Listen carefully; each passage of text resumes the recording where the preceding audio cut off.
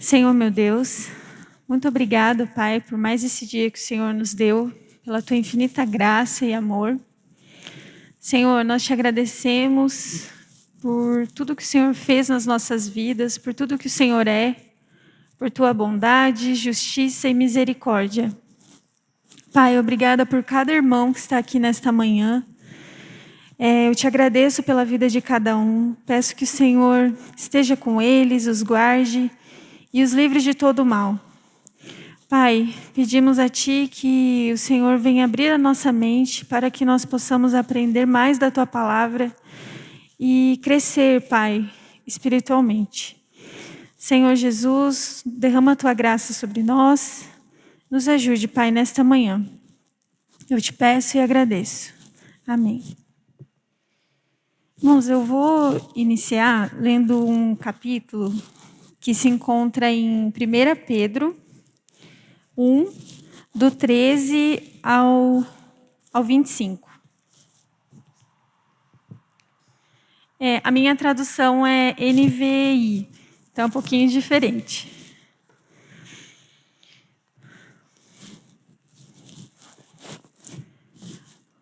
Portanto, estejam com a mente preparada, prontos para agir, estejam alertas e ponham toda a esperança na graça que será dada a vocês quando Jesus Cristo for revelado. Como filhos obedientes, não se deixem amoldar pelos maus desejos de outrora, quando viviam na ignorância. Mas assim como é santo aquele que os chamou, sejam santos vocês também, em tudo o que fizerem.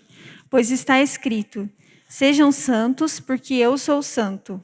Uma vez que vocês chamam Pai aquele que julga imparcialmente as obras de cada um, portem-se com temor durante a jornada terrena de vocês, pois vocês sabem que não foi por meio de coisas perecíveis como prata ou ouro que vocês foram redimidos da sua maneira vazia de viver, transmitida por seus antepassados, mas pelo precioso sangue de Cristo, como de um cordeiro sem mancha e sem defeito, conhecido antes da criação do mundo, revelado nestes últimos tempos em favor de vocês.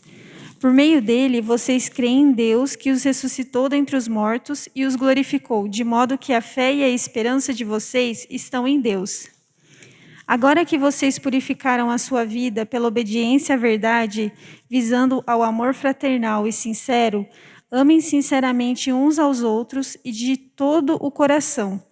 Vocês foram regenerados, não de uma semente perecível, mas imperecível, por meio da palavra de Deus, viva e permanente.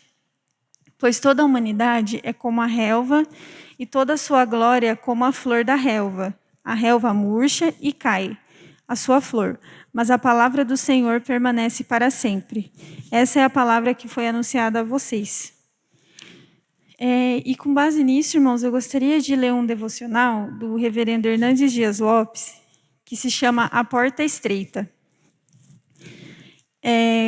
O versículo de base é: entrai pela porta estreita que conduz para a vida, e são poucos os que acertam com ela. Mateus 7, 13 e 14. Há duas portas, a larga e a estreita. Há dois caminhos, o espaçoso e o apertado. A porta larga é o caminho espaçoso, e o caminho espaçoso conduz para a perdição. A porta estreita e o caminho apertado conduz para a vida. São muitos os que entram pela porta larga e trafegam pelo caminho espaçoso. São poucos os que acercam com a porta estreita e trafegam pelo caminho apertado. Só há dois tipos de pessoas: aquelas que entram pela porta larga e andam pelo caminho espaçoso, e aquelas que entram pela porta estreita e andam pelo caminho apertado. Só há dois tipos de destino: a perdição e a vida. É impossível que alguém entre pela porta larga e trafegue pelo caminho espaçoso e encontre a vida.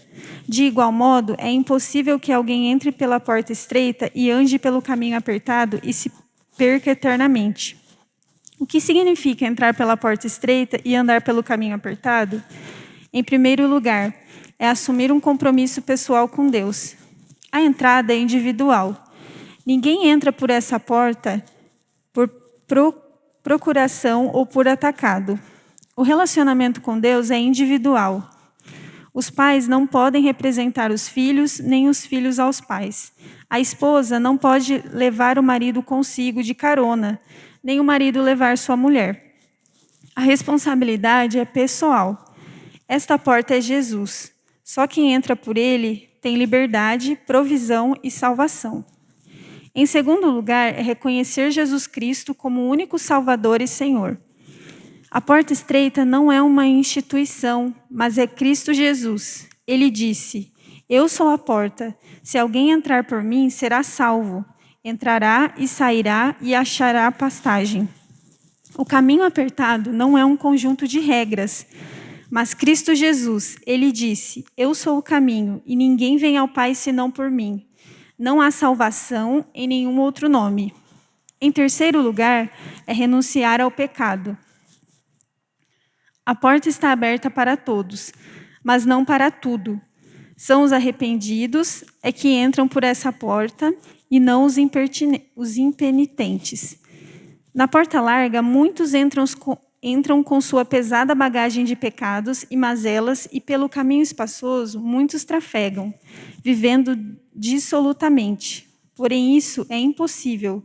Aqueles cujo propósito é caminhar para a vida, os salvos, não amam o pecado, nem fazem concessão à iniquidade. Aqueles que conhecem a Deus não vivem na prática do pecado. Em quarto lugar, é buscar uma vida de santidade. Entrar pela porta estreita é matricular-se na escola da santidade. Só os puros de coração verão a Deus. Sem santificação, ninguém verá o Senhor. O caminho estreito é trilhado pelos que amam a santidade, aqueles que rumam para a glória eterna, não se distraem com os encantos do mundo, nem colocam seu coração nos prazeres desta vida. Eles buscam, em primeiro lugar, o reino de Deus e a sua justiça. E, em quinto lugar, é viver para a glória de Deus. A glória de Deus é vetor da vida cristã. Nascemos e crescemos para a glória de Deus. Casamos e temos filhos para a glória de Deus. Trabalhamos e descansamos para a glória de Deus. Fazemos investimentos e ampliamos o espaço da nossa tenda para a glória de Deus. Comemos e bebemos para a glória de Deus. Pregamos o evangelho e fazemos missões aqui, ali e além fronteiras para a glória de Deus, enquanto peregrinamos para o céu. Reconhecemos que tudo vem de Deus, tudo é por meio de Deus e tudo é para Deus. Você já entrou pela porta estreita? Já está andando rumo à glória no caminho apertado? Hoje é o dia da decisão, agora é o tempo oportuno. Então, esse devocional ele fala, né, sobre a porta larga e a porta estreita, né?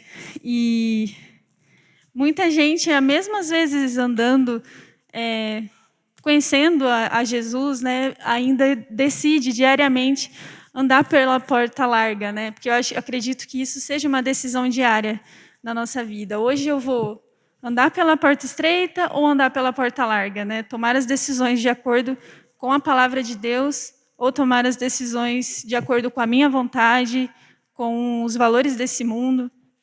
Então, que nós possamos decidir diariamente, né, como cristãos, a continuar caminhando pelo caminho estreito, que conduz à vida eterna.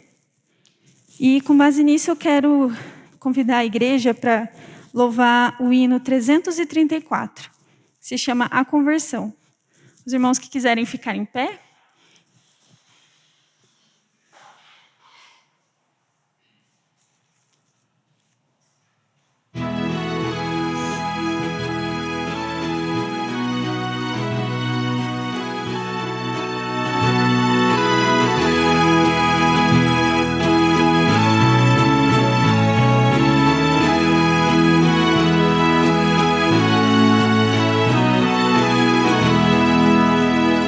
Em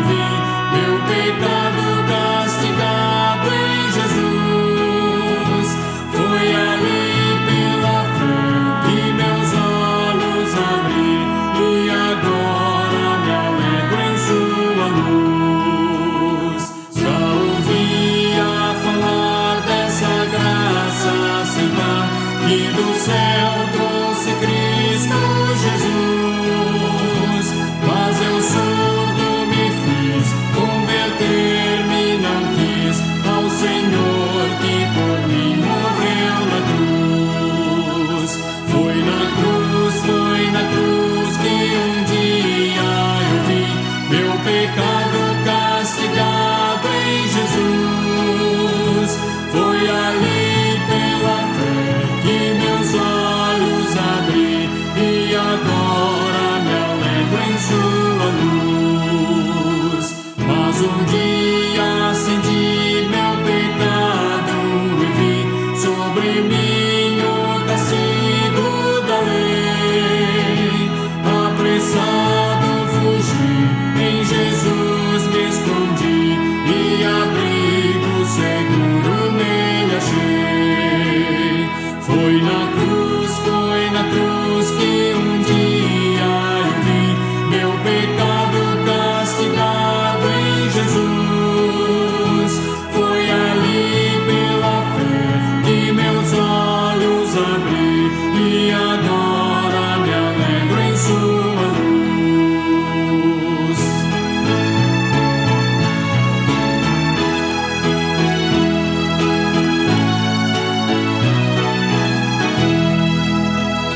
Que ditoso então foi ao meu coração conhecer o excelso amor que levou meu Jesus a sofrer lá na cruz e salvar este pobre pecador. Foi na cruz que um dia eu vi meu pecado castigado em Jesus. Foi ali pela fé que meus olhos abri e agora me alegro em sua luz.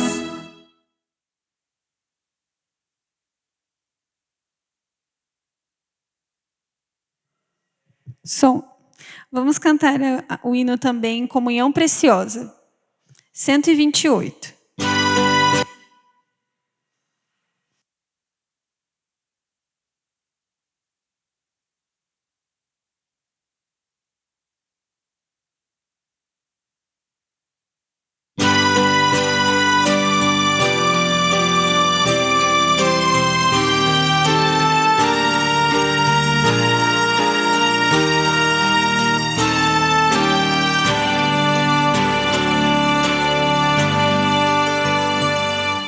Preciosas são as horas na presença de Jesus. Comunhão deliciosa da minha alma com a luz. Os cuidados deste mundo não me podem abalar, pois Ele o meu abrigo quando o tentador chegar, quando o tentador chegar. Ao sentir-me rodeado de cuidados terreais, irritado e abatido, ou em dúvidas fatais, a Jesus eu me dirijo nesses tempos de aflição. As palavras que Ele fala trazem paz, consolação, trazem paz, consolação. Se confesso meus temores, toda a minha imperfeição, Ele escuta com paciência essa triste confissão. Com ternura repreende meu pecado e todo Jesus, o meu amigo, o melhor e o mais leal, o melhor e o mais leal.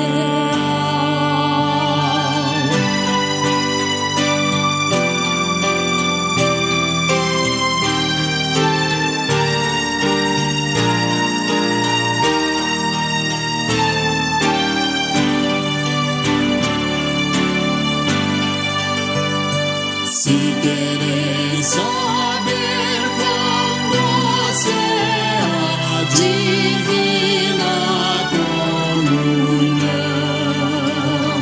podereis muito bem prová-la e tereis compensação. Procurai estar sozinhos em conversa com Jesus,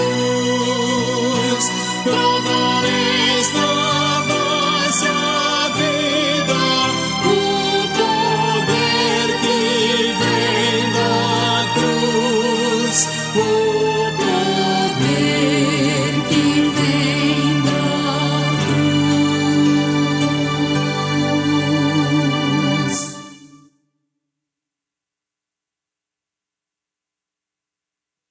Som. Amém. Os irmãos podem se sentar. Convido os irmãos agora para dirigir uma oração, para pedir perdão pelos nossos pecados e louvar a Deus aí por mais esse dia. Amém?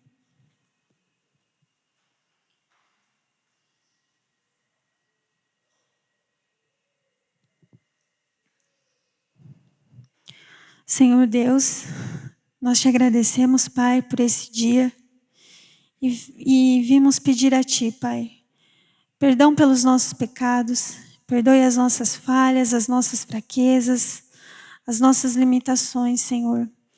Muitas vezes, Senhor, decidimos fazer o que é certo e no meio do caminho erramos, tropeçamos, Pai. Mas nos ajude, Senhor, a caminhar contigo no caminho que é estreito, nos meditando na Tua palavra, na Tua verdade, Pai.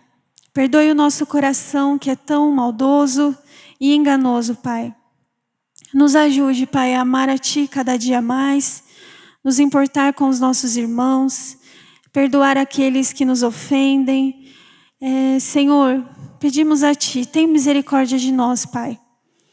Nós queremos cada dia mais estar mais perto de Ti, ter comunhão contigo, Pai, e fazer, Senhor, a Tua vontade neste mundo, Pai.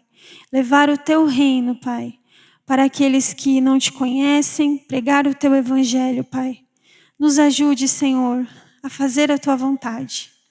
Pai, nós Te amamos, nós Te adoramos, porque o Senhor é bom e a Tua misericórdia, ela dura para sempre. Muito obrigada, Pai, por ter nos salvado, por ter nos libertado das amarras do nosso pecado.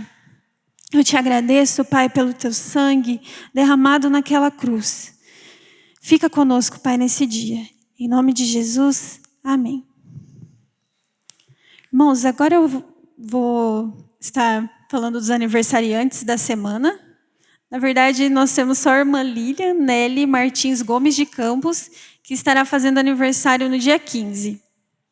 E vou estar orando por ela também. Senhor Deus, obrigado pela vida da irmã Lilian. Senhor, cuida dela, conceda a ela muitos e muitos anos de vida, que ela possa estar em Tua presença, caminhando contigo, Pai. Realize os desejos do coração dela para a Tua glória. Faça a Tua vontade, Senhor, na vida da irmã Lilian. Abençoe a família dela, os negócios dela. Guarda ela em tudo que ela for fazer. Em nome de Jesus, amém. Irmãos, também vou estar passando os avisos. Hoje, agora de manhã, nós estaremos recolhendo a oferta das crianças missionárias, ofertas missionárias das crianças. As crianças que tiverem e quiser colocar aqui.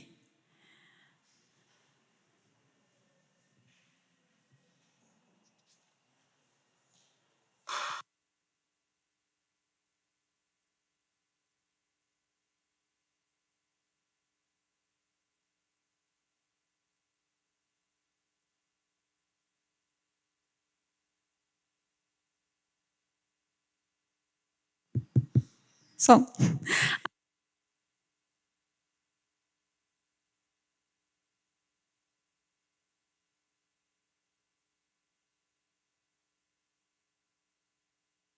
Som. À noite nós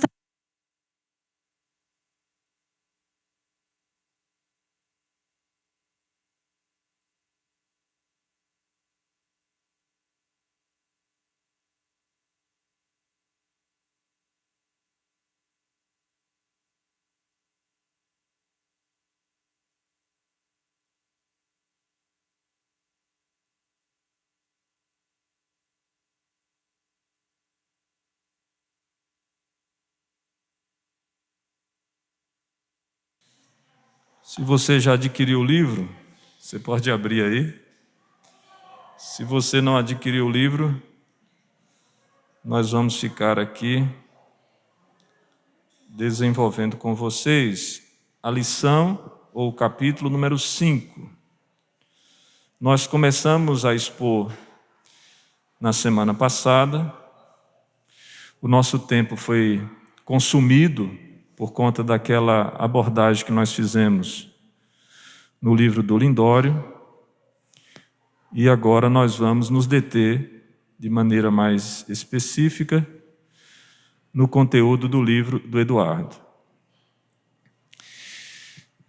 Duas características que nós precisamos considerar na igreja do Senhor Jesus. Deixa eu tirar a máscara só um minuto.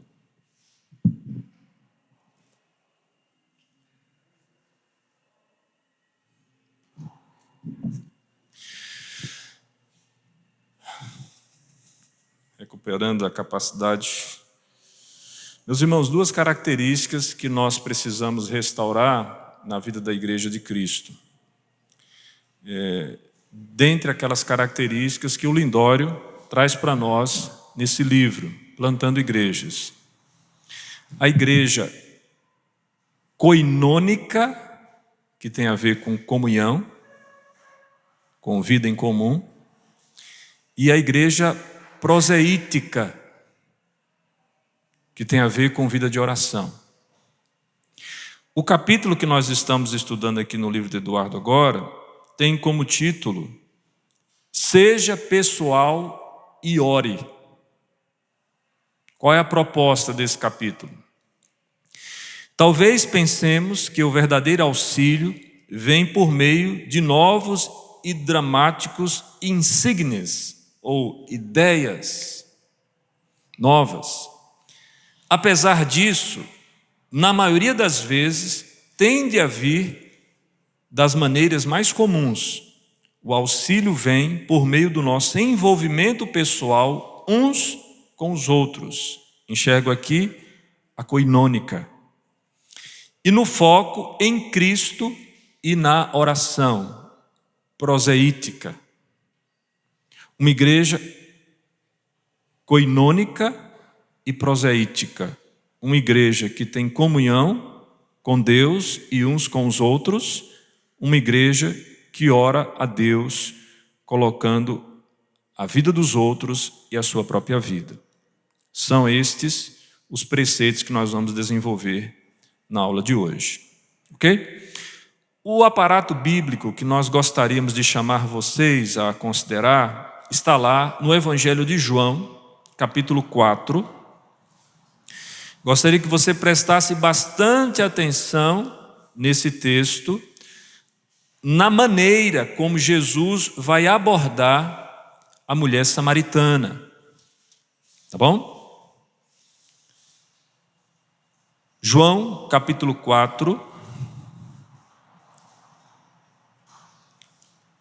O texto diz assim: Quando, pois, o Senhor veio a saber que os fariseus tinham ouvido dizer que ele, Jesus, fazia e batizava mais discípulos que João, se bem que Jesus mesmo não batizava, e sim os seus discípulos, deixou a Judéia, retirando-se outra vez para a Galiléia, e era-lhe necessário atravessar a província de Samaria. Chegou, pois, a uma cidade samaritana chamada Sicar, perto das terras de Jacó, perto das terras que Jacó dera a seu filho José. Estava ali a fonte de Jacó. Cansado da viagem, Sentara-se Jesus junto à fonte por volta da hora sexta. Nisto veio uma mulher samaritana tirar água. Disse-lhe Jesus: dá-me de beber, pois seus discípulos tinham ido à cidade para comprar alimentos. Então lhe disse a mulher samaritana: como sendo tu, judeu, pedes de beber a mim, que sou mulher samaritana? Porque os judeus não se dão com os samaritanos. Respondeu-lhe Jesus: se conheceras o dom de Deus, e quem é o que te pede, dá-me de beber, tu lhe pedirias, e ele te daria água viva. Respondeu-lhe ela: Senhor, tu não tens como tirar, e o poço é fundo. Onde, pois, tens a água viva? És tu, porventura, maior do que Jacó, o nosso pai, que nos deu o poço, do qual ele mesmo bebeu, e bem assim seus filhos e seu gado? Afirmou-lhe Jesus: quem beber desta água tornará a ter sede. Aquele, porém, que beber da água que eu lhe der, nunca mais terá sede. Pelo contrário, a água que eu lhe der será nele uma fonte a jorrar para a vida eterna. Disse-lhe a mulher: Senhor, dá-me dessa água para que eu não mais tenha sede, nem precise vir aqui buscá-la. Disse-lhe Jesus: vai, chama teu marido e vem cá. Ao que lhe respondeu a mulher: não tenho marido. Replicou-lhe Jesus: bem disseste, não tenho marido, porque 5 maridos já tiveste, e esse que agora tens não é o teu marido. Isso disseste com verdade. Senhor, disse-lhe a mulher: vejo que tu és profeta. Nossos pais adoraram neste monte, vós, entretanto, dizeis que em Jerusalém é o lugar onde se deve adorar. Disse-lhe Jesus: mulher, podes crer-me que a hora vem, quando nem neste monte, nem em Jerusalém adorareis o Pai. Vós adorais o que não conheceis, nós adoramos o que conhecemos, porque a salvação vem dos judeus. Mas vem a hora, e já chegou, em que os verdadeiros adoradores adorarão o Pai em espírito e em verdade, porque são esses que o Pai procuram para seus adoradores. Deus é espírito, e importa que seus adoradores o adorem em espírito e em verdade. Eu sei, respondeu a mulher, que há de vir o Messias, chamado Cristo. Quando ele vier, nos anunciará todas as coisas. Disse-lhe Jesus: eu o sou, eu que falo contigo. Neste ponto, chegaram seus discípulos e se admiraram de que ele estivesse falando com a mulher. Todavia, ninguém lhe disse: que perguntas? Ou por que falas com ela? Quanto à mulher, deixou o seu cântaro, foi à cidade e disse àqueles homens: vinde comigo e vede um homem que me disse tudo quanto tenho feito. Será este porventura o Cristo? Saíram, pois, da cidade e vieram ter com ele. Vamos orar. Senhor Deus, fala conosco nessa manhã, Pai. Nós precisamos, carecemos da ajuda do Senhor.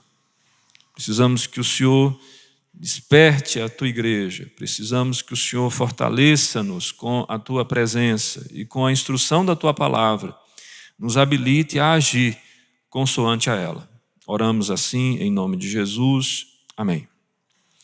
Meus irmãos, o que é que nós estamos preocupados aqui, e especificamente com a realidade desta igreja? A nossa igreja precisa ser uma igreja pessoal, e a nossa igreja precisa ser uma igreja que ora. Nós precisamos nos aproximar uns dos outros, nós precisamos orar uns pelos outros. Então essa é a nossa tônica, a nossa preocupação. E quando nós pegamos o livro de Eduardo para ler, e ele começa com essa proposta, é necessário que nós observemos qual é o parâmetro que o Eduardo está seguindo no seu escrito. Ele chega a dizer textualmente que a vida de Jesus na terra é evidência da comunhão pessoal de Deus conosco. Ele falou, ouviu e foi movido pelo que viu e ouviu. Cada menção de sua compaixão e misericórdia é evidência de que ele é o Deus pessoal. Pense de novo em sua conversa com a mulher samaritana. O texto que nós acabamos de ler, João 4, de 1 até o 30, que nós lemos aqui.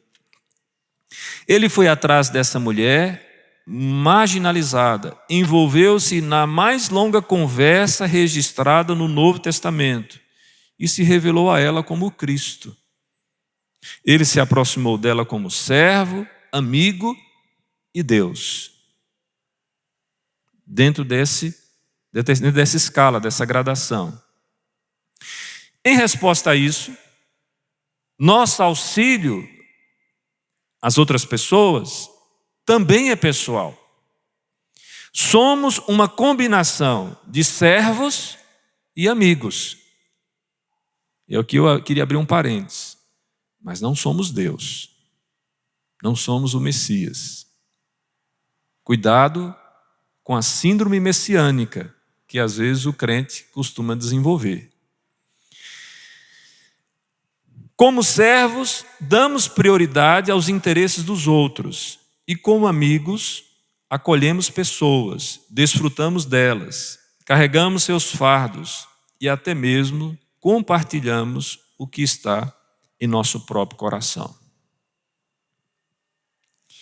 Uma pergunta inicial. Os irmãos estão preparados para isso?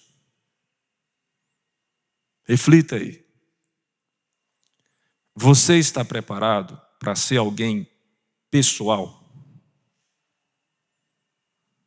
Alguém que se relaciona com outras pessoas de forma pessoal, não utilitarista, não institucionalmente, não formal, mas íntimo e pessoal, partilhando da vida de alguém. É você adentrar a vida de alguém, permitir que essa pessoa te conheça como você de fato é. Trazer esta pessoa para o ambiente da sua vida, ou estar no ambiente da vida desta pessoa. Você está preparado para isso? Ou você é inseguro, ou você tem medo disso, porque as pessoas são más, e geralmente quando a gente se relaciona com pessoas de maneira pessoal, a gente se fere. As pessoas magoam, nós não queremos ser magoados, porque nós já fomos magoados demais nessa vida.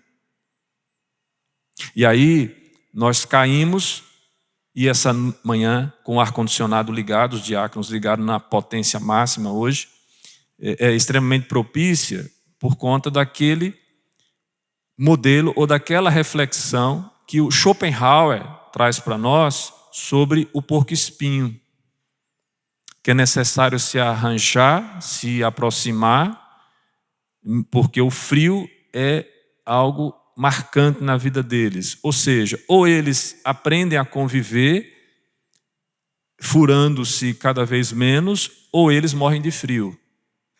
Porque nós somos seres relacionais, nós temos falta de gente, de conversar, de ouvir, de falar, de fazer parte da mesa de alguém. Isso faz parte da nossa experiência. Quem não se relaciona, quem não tem amizade, quem não consegue desenvolver relacionamentos confiáveis, amistosos, e só tem relacionamentos formais, institucionais, são pessoas extremamente doentes, enfraquecidas, não tem resiliência, não sabe lidar com a dor do outro, porque não sabe lidar com a sua própria dor. E a igreja, ela precisa ser um ambiente de relacionamentos pessoais, a modelo daquilo que Jesus propõe para nós. Ele, sendo Deus, abdicou da sua glória, no sentido de ter vindo e encarnado no meio da humanidade, não deixou de ser Deus em momento nenhum, mas viveu a perspectiva humana, sendo 100% homem, assim como era 100% Deus. E como homem e Deus, ele se relaciona com o espectro humano em todas as suas dimensões. E é necessário que nós consideremos o fato de que Jesus ainda tem uma situação ainda mais pesada. Ele conhecia total e perfeitamente o coração do homem. Interessante nós considerarmos isso, porque quando nós não conhecemos alguém, e não sabemos dos defeitos que essa pessoa tem, a gente até se anima a se relacionar com ela. Em todo caso, a gente está inocente, a gente não sabe. Mas quando nós sabemos que alguém é complicado, a gente não se aproxima dela. A gente já sabe, ó, é gente que vai dar dor de cabeça, então eu vou ficar longe porque eu não quero dor de cabeça para minha vida. Jesus não, conhecendo o homem como de fato ele é, mau, traiçoeiro, vingativo, propenso a fazer o mal, Jesus se compadece de nós quando nós ainda estávamos perdidos e vivendo em rebeldia para com Deus e investe na nossa vida o seu próprio sangue. Consideremos o exemplo de Cristo. Então a pergunta é, você está pronto para se relacionar? Agora, você está pronto a se relacionar na medida que a Escritura coloca? Você vai se permitir conduzir pela orientação das Escrituras? E aí o Eduardo vai nos propor aqui um exercício interessante. Quando ele fala sobre essa realidade de nos relacionarmos com as pessoas, ele diz assim, quando nos relacionamos, nós desfrutamos das pessoas e das coisas boas que elas recebem. E aí ele dá aqui algumas frases interessantes. Ele diz assim, estou feliz por você. Eu estava falando para vocês na semana passada que às vezes a gente não consegue se alegrar com a alegria do outro. Mas é importante que nós nos alegremos com o sucesso, com o crescimento, com o desenvolvimento, com o avanço do outro. Estou feliz por você. Falar isso de maneira honesta e sincera. Vamos comemorar juntos a sua promoção no trabalho, a conquista do curso universitário, a compra da sua casa ou a chegada de um filho. Vamos comemorar juntos? Que grande dádiva! Isso é simplesmente maravilhoso. Ou seja, estarmos propensos a desfrutar das pessoas e das coisas boas que elas recebem, nos despindo, como diz Pedro lá na primeira epístola, capítulo 2, do verso 1 ao verso 3, nos despindo de toda a malícia, de todo o engano que dolosamente nós acabamos empregando, nos despindo da hipocrisia, nos despindo também da maledicência, sendo capaz de nos relacionar com as pessoas de uma maneira amistosa, de modo que eu me alegro com o sucesso das pessoas honestamente. Eu abandono a inveja, que é outra situação que Pedro coloca ali naquele texto de 1 Pedro, capítulo 2, verso de 1 a 3. Eu tiro essa roupa suja e começo a desejar o genuíno leite espiritual que é a palavra de Deus para nortear a minha vida, para nortear as minhas relações. Então eu sou capaz de desfrutar sim, com a graça de Deus, é claro, das pessoas e das coisas boas que elas recebem. Isso é bom. Estava conversando com um amigo por telefone e ele me disse, olha, eu estou aqui em Algos de Lindóia. Estou aqui desfrutando do congresso. Alguém resolveu me dar esse presente. Essa pessoa é uma pessoa muito amada. E a esposa dele, a família dele. E eu me senti como se eu estivesse no congresso. A alegria de poder estar junto com aquele irmão, no sentido de que ele foi agraciado com o privilégio de poder estar ali. Enquanto a gente está assistindo aqui pelo YouTube, pelo meio digital. Então, é preciso que nós estejamos aptos e busquemos isso, desfrutar das pessoas e das coisas boas que emanam do coração delas. Segundo, nós precisamos ter compaixão e dividir seus fardos e sofrimentos. E aí, expressões como, vem a calhar, sinto muito. Isso parece tão difícil. Você pode me falar um pouco mais? Você está no meu coração. Eu costumo dizer, meus irmãos, que quando a gente vai no velório, no luto, a gente precisa tomar muito cuidado em falar o mínimo possível. porque às vezes as pessoas se complicam demais nesse ponto. Digo quando há velório, quando há enfermidade, quando há uma série de situações que trazem tristeza ao coração das pessoas. Nós ficamos muito preocupados às vezes em falar alguma coisa, quando na verdade só a presença da gente seria o conveniente. Não sei se vocês já tiveram a experiência de falar sobre isso, de ver essas coisas. A gente que costuma frequentar bastante esses lugares vê algumas coisas bem inusitadas. Você chega no velório, a família está lá chorando, consternada, e alguém sempre aparece com a última, né? Chega, olha e fala assim: mas já estava bem acabadinho mesmo, né? A família, se tem 100 anos, não se fala uma coisa dessa. Ou então chega na casa de alguém que está enfermo com uma doença séria, grave, e aí a pessoa, para consolar, fala assim: eu tinha um tio que teve essa mesma doença. Durou pouco tempo. A pessoa está falando pensando que está consolando, mas não está.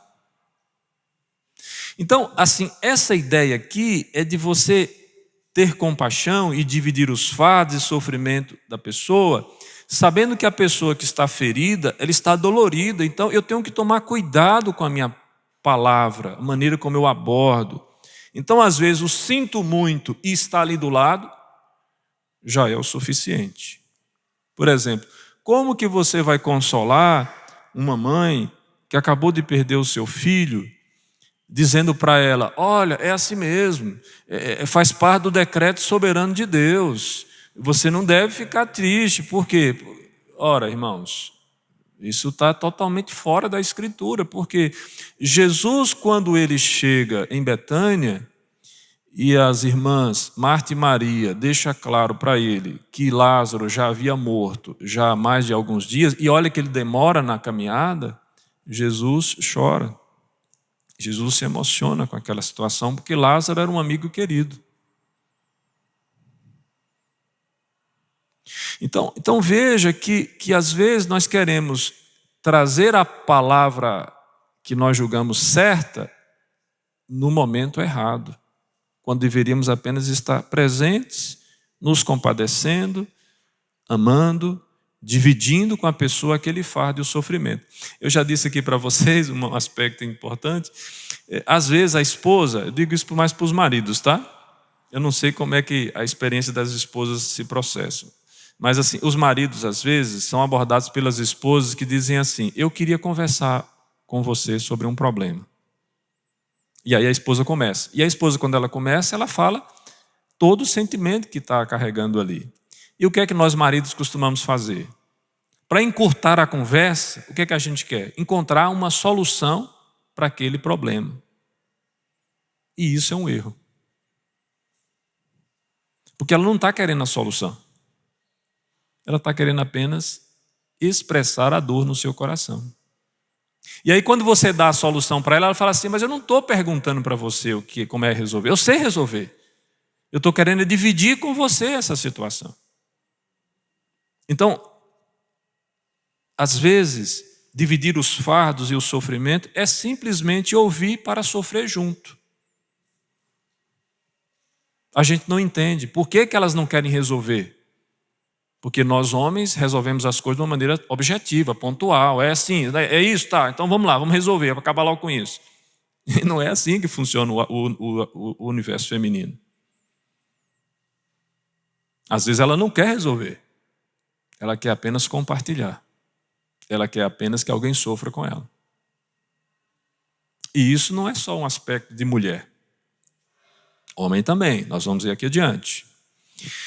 Outra realidade interessante: também nos alegramos com os que se alegram e choramos com os que choram. Se você observar o apóstolo Paulo, em Romanos 12, versículo 15, ele diz assim: alegrai-vos com os que se alegram e chorai com os que choram. Olha que questão interessante, porque assim agimos, refletimos o caráter de Deus.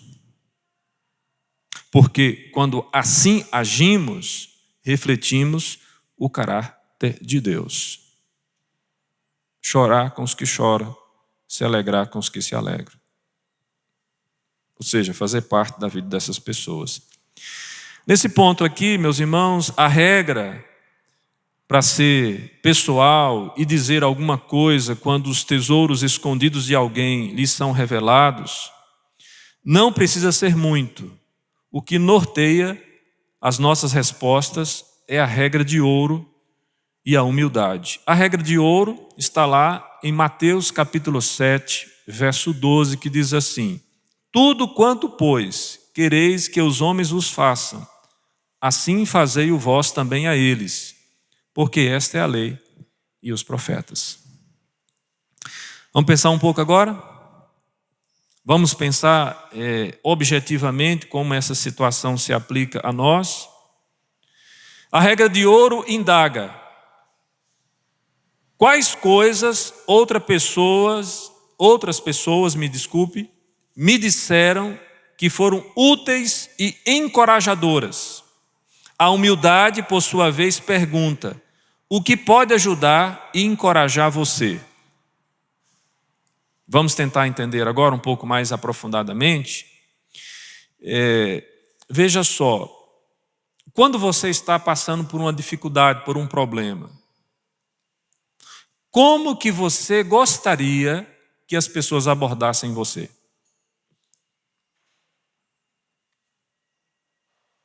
Alguém pode se voluntariar aqui? Pois não, vem aqui, minha irmã, aqui à frente. Você pode vir aqui, senta aqui.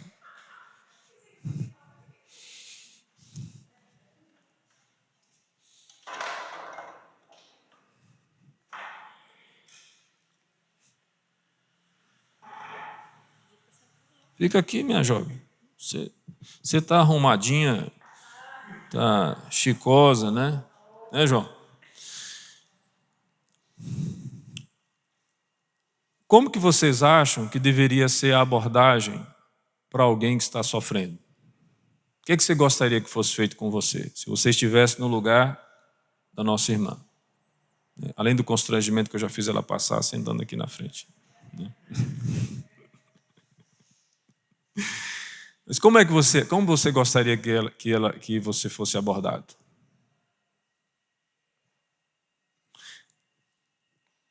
Qual o problema, minha irmã? Conta o problema. Não, eu não vou contar o meu problema, mas eu gostaria. Mas eu gostaria de ser abordada assim. Eu tenho, assim, às vezes eu fico muito deprimida. Então, tudo que eu queria era alguém que me abraçasse e escutasse. Só isso. Muito bem. Um abraço e um par de orelhas, ok? É o que ela está pedindo, não é isso? Ela está depressiva. O que é que a gente costuma fazer? Vamos pensar? A irmã está depressiva, vou visitar. O que é que eu preciso fazer? Como é que a gente pensa? Como é que a gente estrutura a nossa abordagem? Geralmente a gente conversa um pouco e diz assim: minha irmã, você já procurou um psicólogo? Acontece ou não? Minha irmã, você já tomou um remedinho tal? Olha, eu tomei um remedinho assim, mas você precisa de ver, que remedinho bom. Eu fiquei animado em 2 tempos. Minha irmã, você já pensou em sair para fazer compras? Gastar um pouco do dinheiro do João, aquele patrimônio que ele guarda lá debaixo do colchão, né? Ou seja, nós ficamos encontrando soluções. Entendeu? Mas quem disse que nós precisamos encontrar as soluções para aquela pessoa? Ela pediu? Ela solicitou que você a ajudasse a encontrar uma solução? Ou ela simplesmente deu a informação: eu estou depressivo? Ou as mulheres, tome rumo, se ajeite. Pois não, Kel?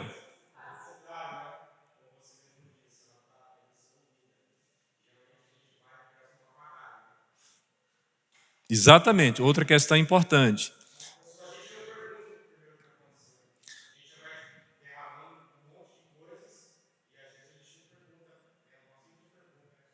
Exato. Exatamente. Na minha vida.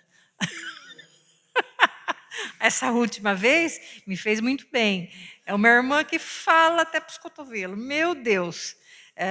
O apelido dela é Tica. E aí ela... Aí a Esther falou para ela que, ai, Tica, minha avó não tá boa, desce lá, conversa com ela.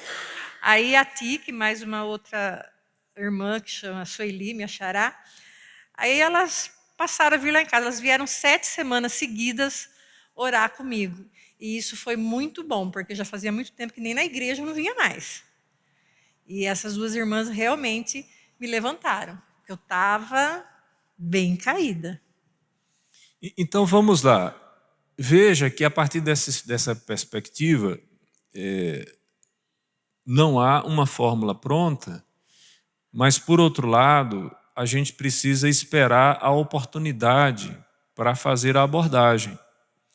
Porque, às vezes, a pessoa vai precisar, sim, conversar, e é bom quando as pessoas vão voluntariamente, despretensiosamente, para conversar com a gente, mas aquilo que Ezequiel colocou é propenso. Por quê? Porque se eu não paro antes para ouvir, eu não vou saber o que conversar, o que desenvolver. E se eu já chego com um pré-julgamento, como a Maria disse, né? O que é que vai acontecer com você? Eu vou lá te visitar uma vez e falar assim, ela não quer nada não. Já falei para ela procurar um médico, já falei para ela procurar o talão de cheque, o cartão de crédito, ela não quer fazer nada disso, ela quer só sofrer. Tá, e se ela quiser só sofrer, vamos hipoteticamente considerar isso. Se ela só quer sofrer, o que é que a gente faz? Sofre junto. Aí você fala assim, como assim, pastor? Sofrer junto? Para de sofrer, pastor. Gente, esse para de sofrer não é da teologia reformada, isso aí é da teologia da prosperidade. A teologia reformada contempla o sofrimento, sim. Então, quando alguém está depressivo, e aí eu queria usar para vocês a ilustração, que é bem peculiar. Ontem lá em casa, por conta da nosso descuido nas compras, tinha 1 palito de fósforo. E o tempo estava frio, eu precisava esquentar alguma coisa no fogão para janta. E é o suspense de ter 1 palito de fósforo e não ter coragem de sair no frio para comprar. Se errasse né? Só micro-ondas mesmo. Né? Mas a depressão, ela é semelhante a um palito de fósforo. A pessoa só tinha 1. Já teve essa sensação de ter só 1 palito de fósforo na caixa de fósforo? O que você faz com ele? Você tem que riscar assim, e a pessoa risca. E quando ela risca, ela não tem outro. Então, a depressão é como se fosse uma pessoa com um palito de fósforo riscado, não tem como acender novamente. Ela simplesmente está detonada, destruída. Aí você diz assim, eu não posso fazer nada com relação à sua depressão, a não ser chorar e sofrer junto com você. Aí você diz assim, pastor, então vai ficar assim? Vai ficar assim. Ser pessoal é ser isso. Chorar com os que choram. E se alegrar com os que se alegram. É isso que Paulo está ensinando. É isso que Jesus está nos ensinando. Agora, eu posso fazer alguma coisa por ela? Não. Eu conheço alguém que pode fazer alguma coisa por ela? Sim. Quem? Jesus. E o que é que Jesus pode fazer por ela? Jesus pode levantar ela, inclusive, da depressão.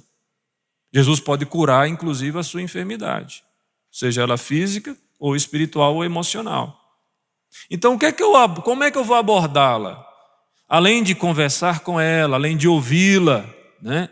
Não julgá-la, além de não passar receitas prontas, eu posso convidá-la a uma oração.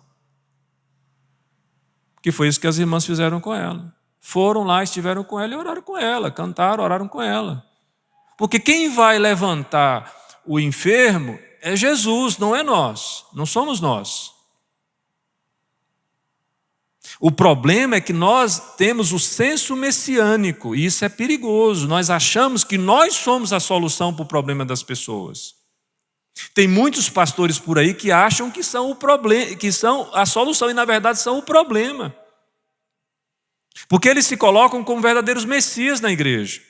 Eles não são capazes de admitir que eles são comuns como todas as outras pessoas da igreja e que quem salva o enfermo não é o pastor, não é o líder, não é o crente, é a oração que salva o enfermo. Olha o que Tiago diz. Muito pode, por sua eficácia, a súplica do justo. Então, a abordagem precisa ser modulada e levar ao lugar certo. Quem pode tratar a vida da Sueli? Só Deus. Como vimos na liturgia aqui dessa manhã, tudo para o louvor da glória de Deus. Jesus pode entrar na minha casa, resolver o meu problema, deixar a chave debaixo da soleira e ir embora. Tem uma ilustração que me contaram uma vez. Uma mulher estava em casa, sem provisões, e a criança estava enferma.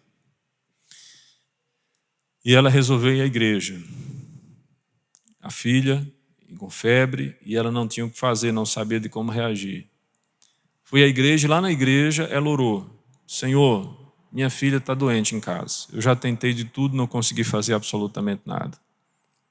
Vai lá em casa, pega a chave que está debaixo da soleira, abre a porta, entra, vai ter com ela. Depois o senhor sai, fecha a porta, por favor, e bota a chave debaixo da soleira e vai embora. Conta a ilustração, quando ela chega em casa, aquela criança estava curada. Não sei dizer para você se realmente é um fato verídico, mas como ilustração serve para a gente perceber uma coisa. Quando nós confiamos total e plenamente em Jesus, ao ponto de orar e descansar nele, nós passamos a depender total e exclusivamente de Deus. E isto é a experiência mais libertadora e mais curativa que alguém possa ter. Porque se alguém chega ao estado de depressão, ela chegou a um estado de depressão porque ela esteve esse tempo todo lutando com as suas forças próprias e ela descobriu que ela não dá conta, porque nenhum de nós dá conta. Ela é só uma entre muitos que vão enfrentar o problema da depressão, né? E agora, como eu fiz você passar essa vergonha, você vai ficar mais tranquila, vai ficar só com a vergonha. Tá? Deus te abençoe. Obrigado, viu? Você foi um excelente voluntário. Pois não.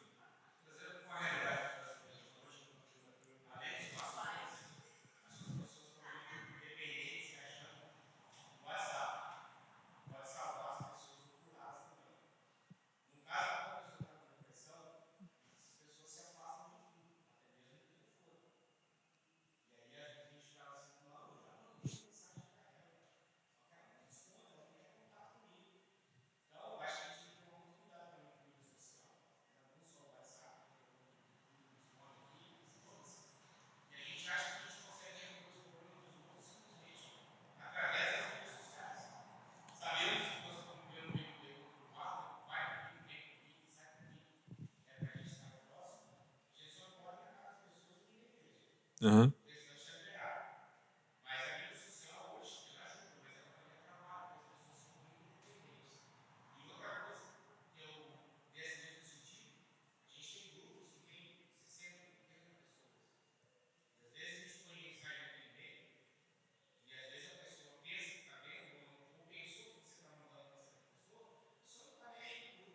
Entendi.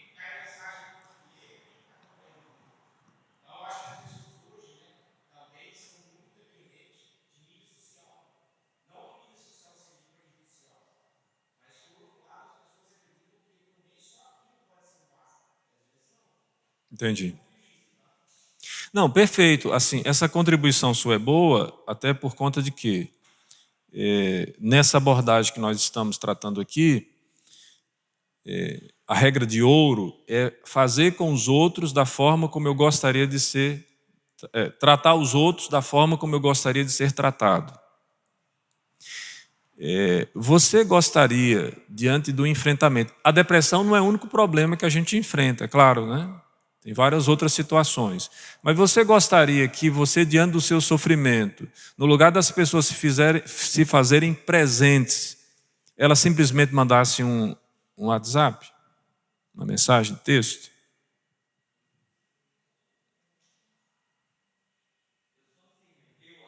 Sim.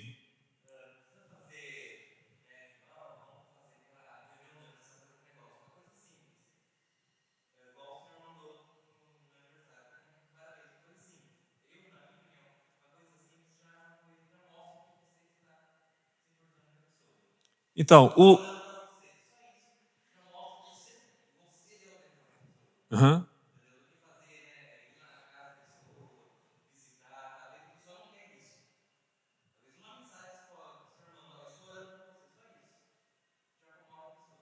Então, o que o Rafael está colocando tem a ver com o que o Eduardo diz, que ele diz que às vezes a resposta está em coisas comuns. Você precisa saber a abordagem a ser empregada com cada pessoa. E você só consegue essa abordagem se você estiver próximo o suficiente para saber que uma mensagem será suficiente ou que, se não for a visita presencial, não resolve. Pois não, Brito?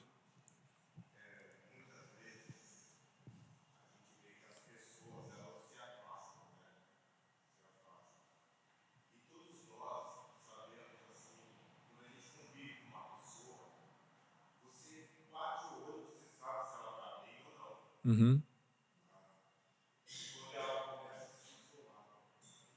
Exato, exato.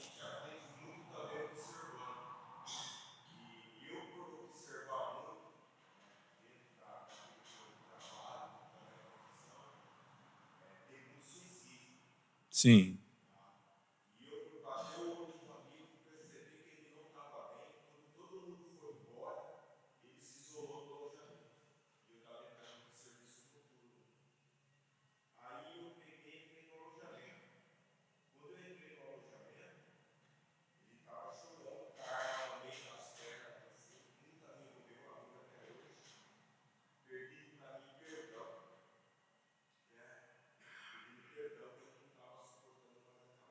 Uhum.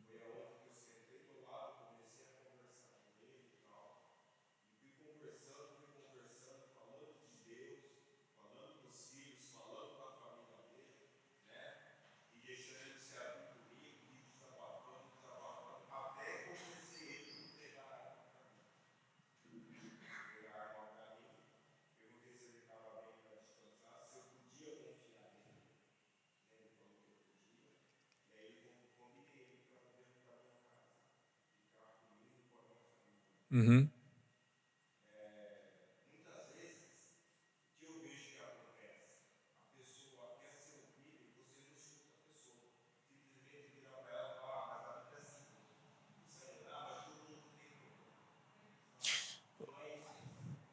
Brito, você permite a gente explorar um pouco mais essa sua situação aí?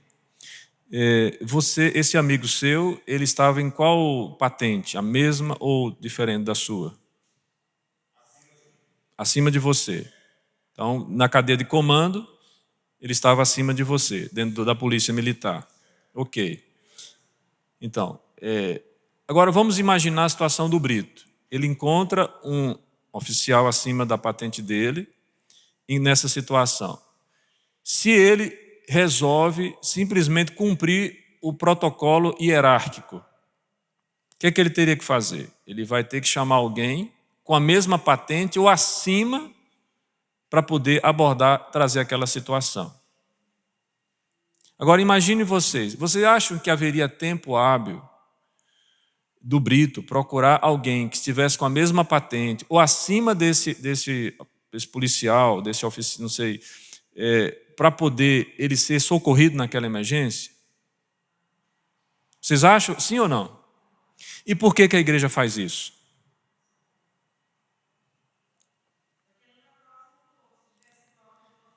Porque a igreja costuma fazer isso. Ela diz assim: este é um problema que eu não tenho como dar assistência. Eu preciso chamar o pastor, eu preciso chamar o presbítero, eu preciso chamar o diácono, eu preciso chamar alguém que é mais experiente do que eu.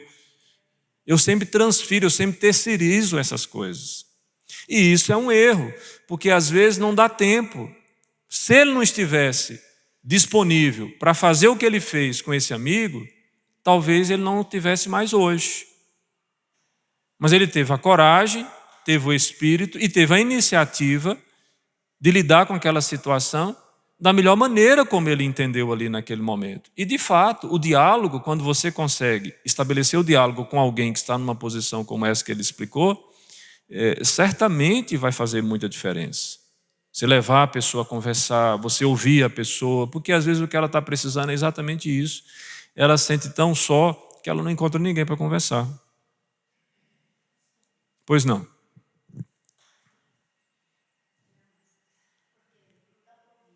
Sim.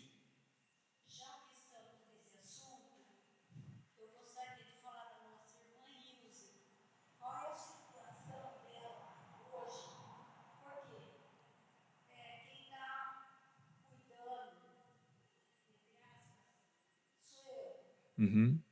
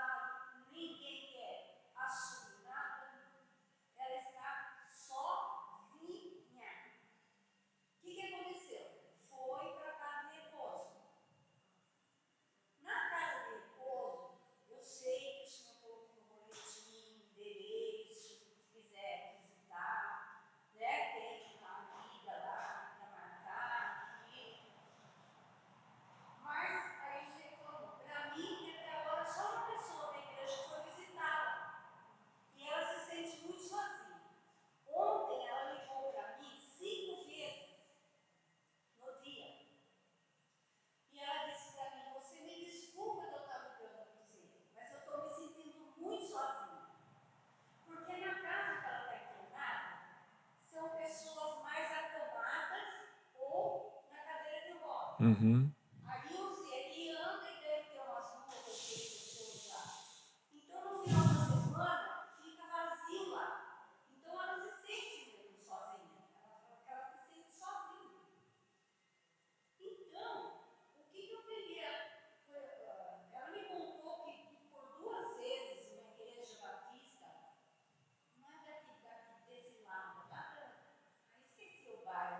Não importa agora, vamos ao ponto.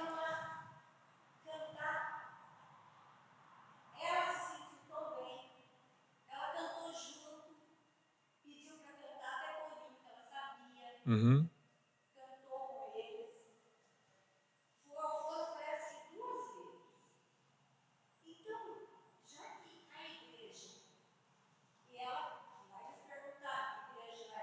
Uhum.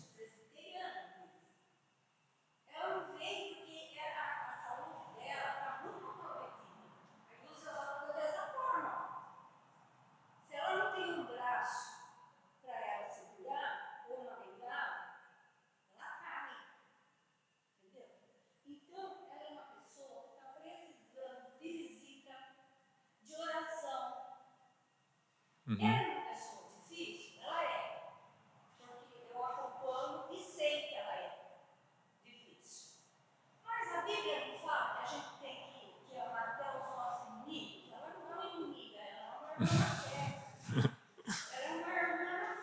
Uhum. Ela tem gente difícil? Ela tem, mas quem sabe a gente orando mais, fazendo mais visitas, estando mais presente e orando, pedindo, Deus muda a situação dela também.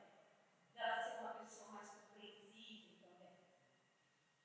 Então, eu estou passando para a igreja isso com liberdade, porque eu Uhum. estou cuidando dela.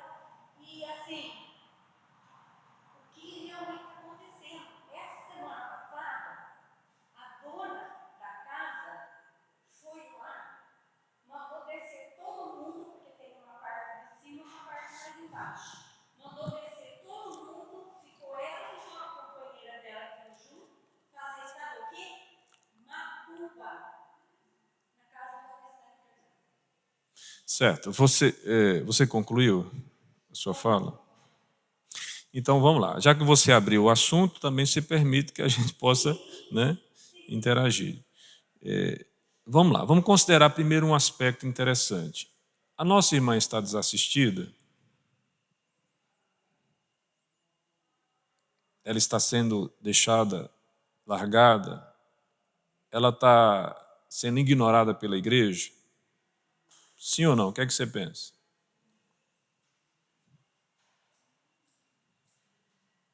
Vocês não sabem dizer? Vocês não sabem dizer? Então vamos lá. Ouvindo só um lado, né? Por quê? Se nós considerarmos o fato de que a nossa irmã não é a única pessoa que tem problemas e lutas na igreja, e que ela está sendo assistida pelo Bira e pela Cleusa, Bira e Cleusa, até que alguém prove o contrário, são igreja. Então ela tá sendo assistida por esses irmãos. Eu acho que agora quem está precisando de assistência não é mais a Ilse, quem está precisando agora é a Cleusa. Né? Então, mas, né? Porque da forma como você colocou o desabafo seu, de como você está se sentindo em carregar os fardos de um irmão. E está sendo pesado, eu acredito que muito pesado realmente. Porque assim como vocês, já faz 8 anos que eu caminho com a Ilse, outrora com a Ilse e seu Jonas. Visitei e estive com eles em todas as moradias, desde depois da minha chegada, né? Que foram pelo menos 3 moradias. Essa é a 4ª moradia do tempo que eu cheguei aqui. Então, veja só, a irmã está sendo assistida pelo pastor, inclusive eu estive lá no dia do aniversário dela junto com vocês. Ela está sendo assistida pelo casal aqui, pelo irmão Bira, mas a irmã Cleusa é que está sentindo a sobrecarga. Então, o apelo que está sendo feito aqui é para a situação da Cleusa. Que irmãos podem se despertar a fazer isto? Quanto a essa situação de ser alguém difícil, eu acho que a gente tem que tomar cuidado, porque todos nós somos difíceis, né? Não é diferente, o irmão não é diferente do outro. Agora, essas coisas acontecem de maneira espontânea. E essas coisas acontecem conosco quando nós também cultivamos relacionamentos saudáveis. Porque quando a gente abandona a comunhão da igreja, quando a gente se distancia da igreja, quando a gente tem condição de vir à igreja e não vem, como aconteceu nesse caso específico que você está mencionando aí, porque não tinha condições de vir à igreja, mas tinha condições de estar no comércio, indo, subindo, descendo, indo para todo lugar. Esse processo também gera o distanciamento da igreja das pessoas.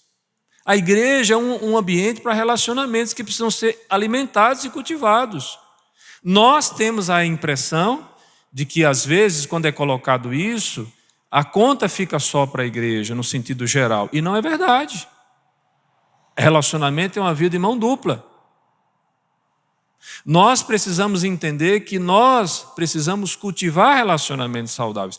A nossa disposição deve ser sempre de ir buscar a pessoa que está distante, né? A pessoa que está extraviando. Nós não devemos desistir das pessoas. A pergunta é: eu estou disposto a fazer isto?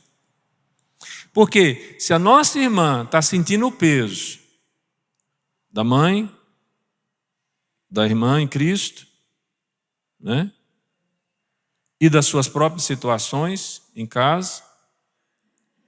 Agora imagine vocês um líder que tem que cuidar de aproximadamente 100 pessoas com as mesmas situações.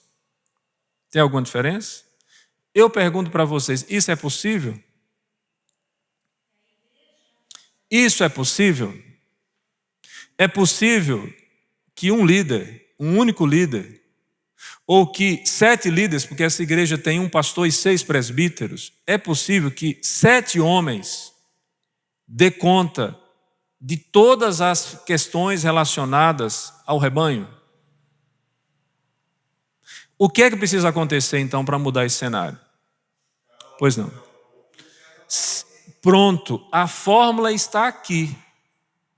Nós já sabemos.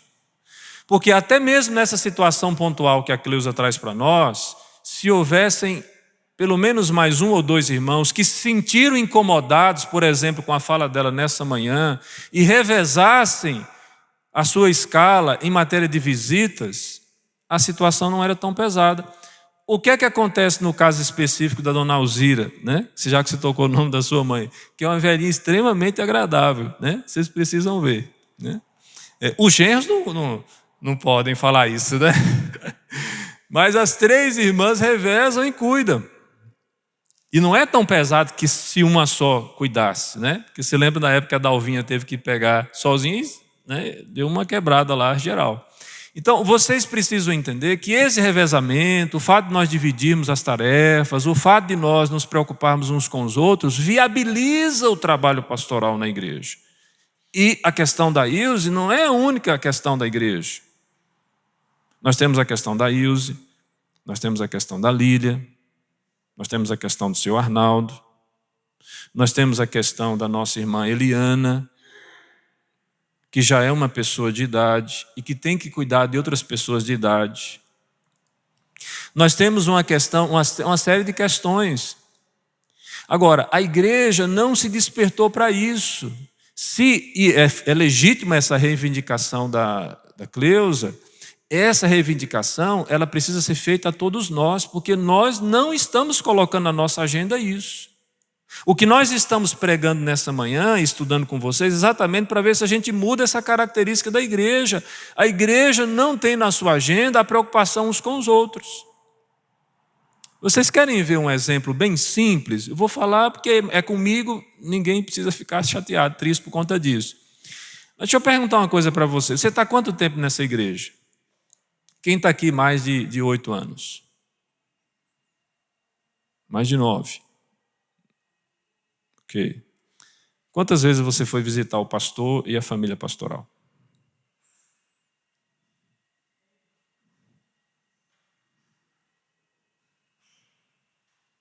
Quantas vezes você foi visitar, aqui tem um presbítero presente, quantas vezes você falou, Plínio, eu estou indo na sua casa aí, eu vou fazer uma visita para você, vou levar um bolo.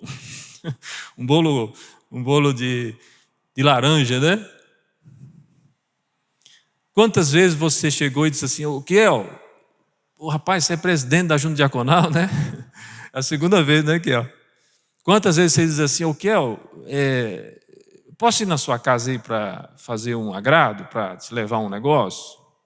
Um dia desse eu estava lá em casa, né? E o Kiel bateu na porta. Aí o Kiel bateu e falou assim, rapaz, eu trouxe um negócio aqui para você, você não imagina o que era. Mocotó. Irmãos, eu não sei se vocês entendem o que é que eu estou falando. Talvez essa distância cultural não ajude a entender o que é que isso significa. Mas aí eu recebi o mocotó e coloquei lá dentro de casa. E aí a Helena falou assim, tu não vai comer? Eu falei, não vou. Eu vou comer amanhã cedo com cuscuz. Né? E aí, eu fico até salivando agora, né? E aí você não imagina, né? Qual foi a sensação de acordar no dia seguinte e comer aquele cuscuz com aquele mocotó? Irmãos, sinceramente, assim, abrindo um parênteses aqui, pensa no mocotó gostoso. Você acha que eu me senti amado por ele?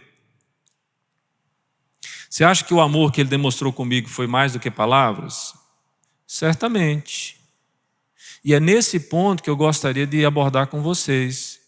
A sensação que eu tive de levar um simples mocotó, diga-se de passagem, não é nada não, viu? Mas dá para abrir um bom ponto um bom restaurante.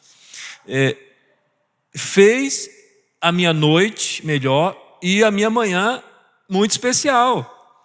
Agora, imagine se nós colocarmos na nossa agenda esse compromisso, de nós enxergarmos a carga da Cleusa e dizer assim: Cleusa, eu vim aqui hoje para estar com você. Eu vim aqui hoje para poder somar na sua vida. E isso uns fazendo com os outros, de maneira sistêmica, sem precisar a gente estar cutucando, empurrando. Porque eu sou testemunha disso. Eu já fui visitar alguns irmãos aqui na igreja que eles disseram assim: eu não quero a visita do pastor.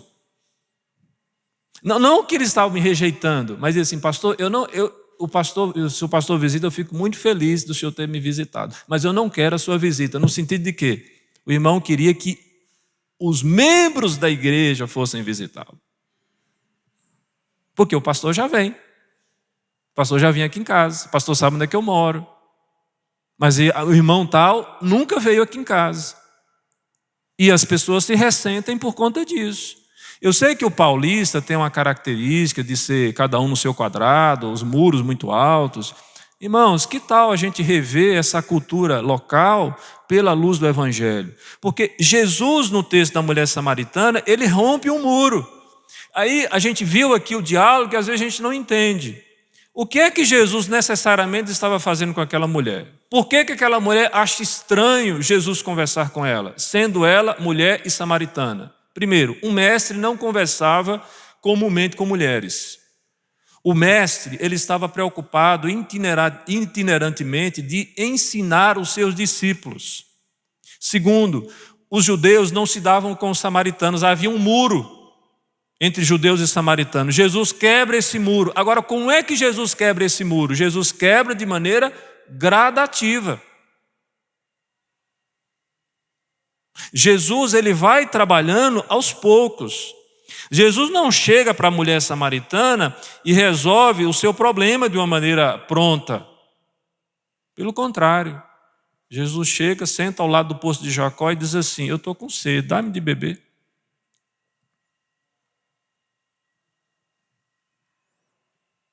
Jesus pede para ser servido por aquela mulher. E aí, quando aquela mulher se propõe a interagir com ele, ele firma o diálogo. E ele vai entrando em camadas.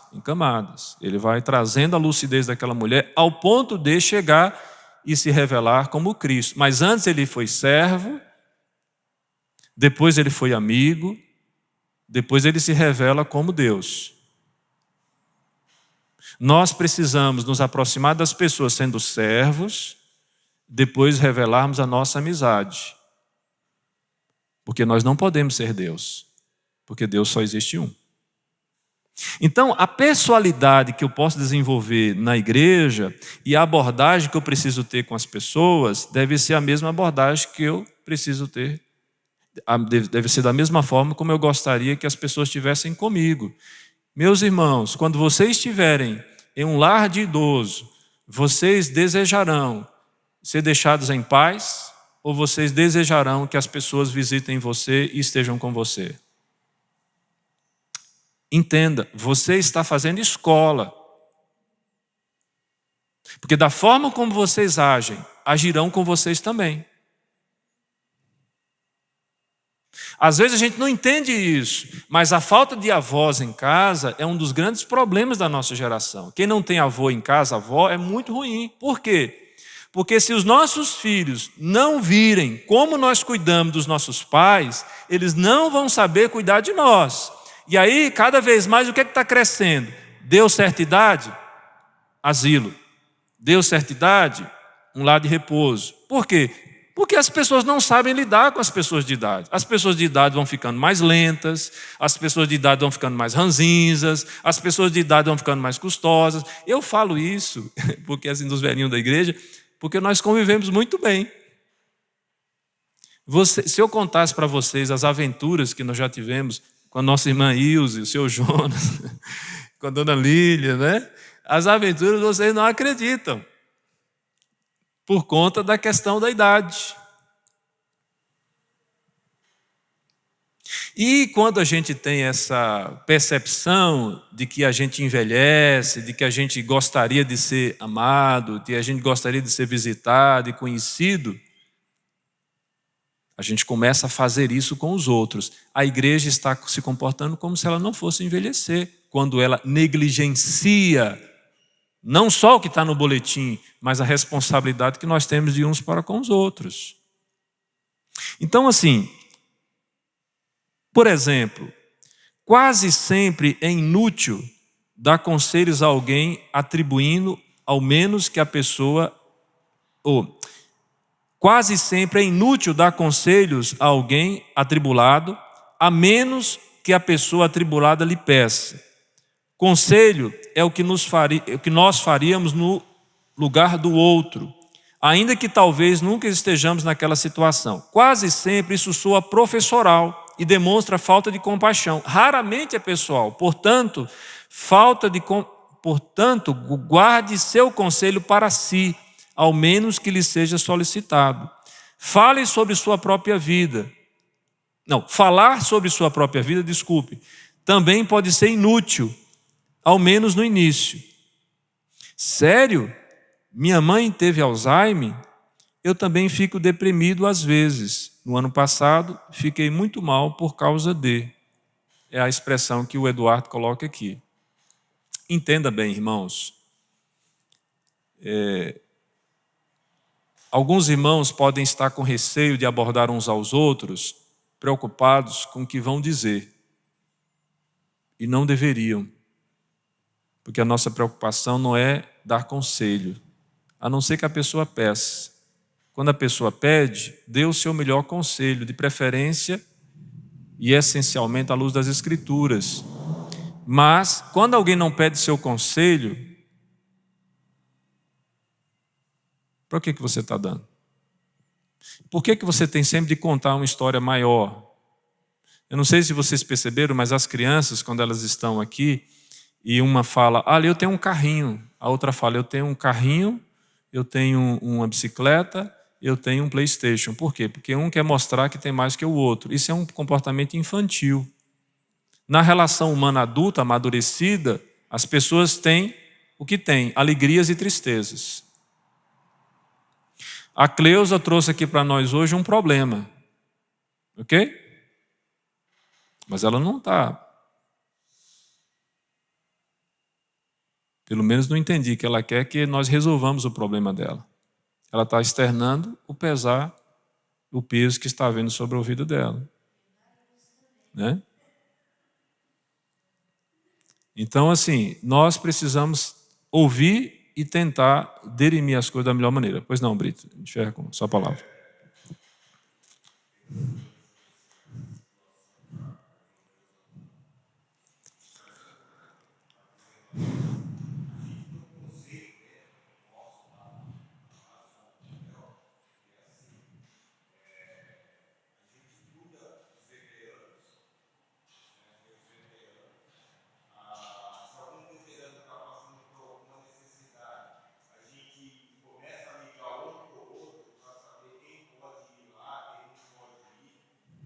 Uhum.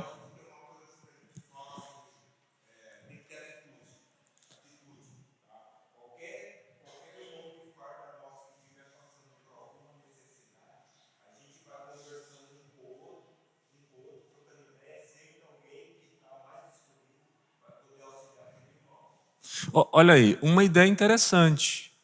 Nós temos a rede social hoje, que pode ser equiparado com essa ideia do que o Brito está trazendo para a gente, e que resolveria muita situação. Por exemplo, quem está morando mais próximo? Quem poderia dar de repente, numa situação como essa, uma carona e essa irmã vir frequentar a igreja? Já que ela está sentindo tanta falta da igreja, né? Era uma forma de gerar essa situação. Agora, isso é resolver problema. A gente não sabe se o problema quer ser resolvido.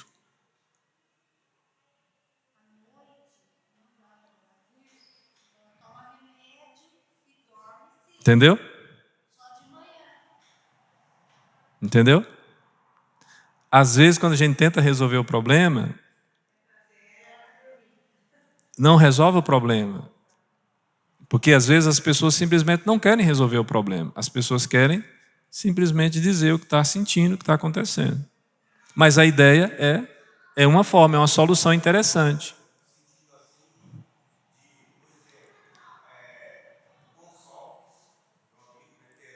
Uhum.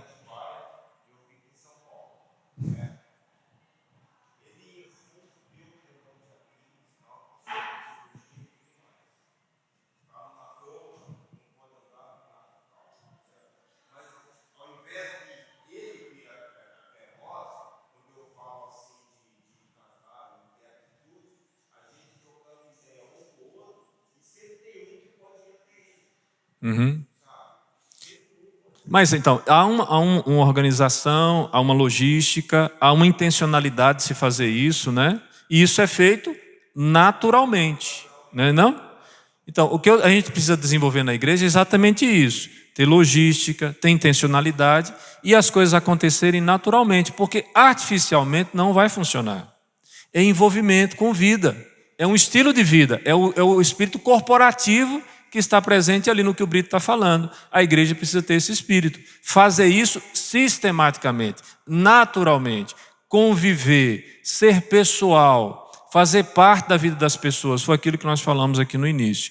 Mas às vezes nós não teremos condições de resolver o problema, e a melhor forma de resolver o problema é simplesmente chamar para uma oração e colocar aquela pessoa no seu coração e ligar, conectar o que está no seu coração com o Deus das promessas que está nas Escrituras. Tá bom? Então reflitam sobre isso, pensem sobre isso, tá? Que Deus nos abençoe e nos dê frutos. Meus irmãos, a nossa aula finalizou, viu? Já passou 5 minutos. Feliz Natal para vocês, tá?